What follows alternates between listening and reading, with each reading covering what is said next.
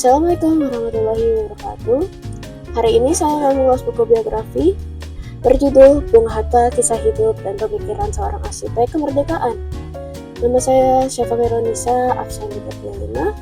Sebelum lanjut ke mengulas sinopsis dan cerita selanjutnya, mari kita mulai dari identitas buku. Baik, yang pertama adalah identitas buku. Identitas buku ini yang pertama yaitu judul bukunya. Judul bukunya adalah Bung Hatta, Kisah Hidup dan Pemikiran Sang Arsitek Kemerdekaan. Penulis buku ini adalah Muhammad Muhibbuddin. Penerbitnya adalah Araska Publisher dan tahun terbitnya adalah 2019. Ketebalan buku ini mencapai 280 halaman dengan ISBN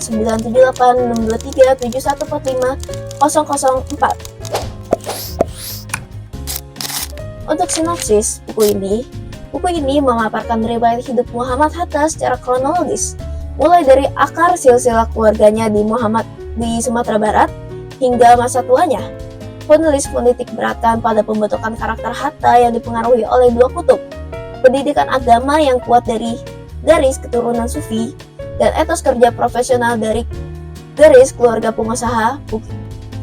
Buku ini juga mengulas periode krusial saat Hatta menempuh pendidikan di Belanda, peran sentralnya dalam proklamasi kemerdekaan, hingga kehidupan pasca jabatan yang penuh kesederhanaan. Fokus utama narasi adalah bagaimana prinsip kejujuran dan sikap askepis atau kesederhanaan atau menahan diri menjadi napas dalam setiap kebijakan yang ia ambil.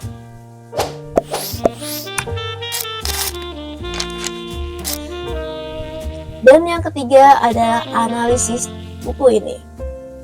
Dari segi konten, Muhammad Muhibbuddin berhasil menyajikan biografi yang komprehensif dengan menggabungkan data sejarah dan narasi personal.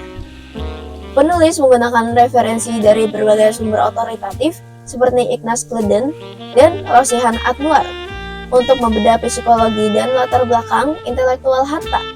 Buku ini secara jeli memperlihatkan transisi nama dari Muhammad Attar menjadi Muhammad Hatta sebagai simbol pertautan budaya. Secara teknis, pembagian bab dalam buku ini memudahkan pembaca untuk mengikuti perkembangan pemikiran tokoh secara bertahap.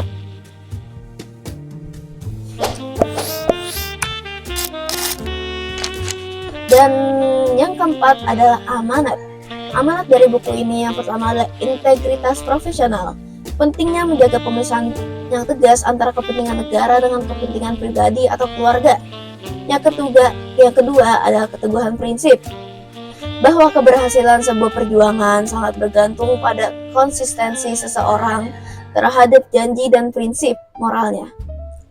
Dan yang ketiga adalah pentingnya pendidikan. Karakter yang memimpin yang berkualitas dibangun melalui proses belajar yang sangat panjang dan kecintaan terhadap literasi.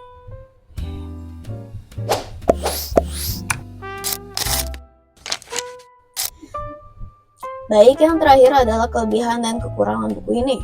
Kelebihannya adalah yang pertama, memberikan gambaran silsilah yang sangat detail, membantu pembaca memahami asal-usul karakter tokoh secara mendalam.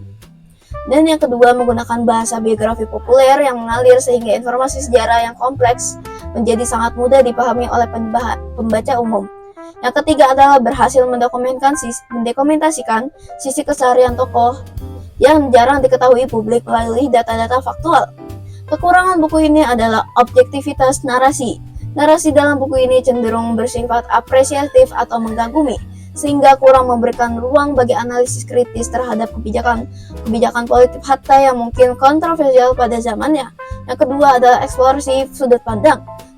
Buku ini sangat berfokus pada perspektif tokoh utama, sehingga sudut pandang dari tokoh-tokoh di sekitar Hatta seperti dinamika emosional keluarganya atau rekan kerja secara lebih luas kurang tereksplorasi secara mendalam.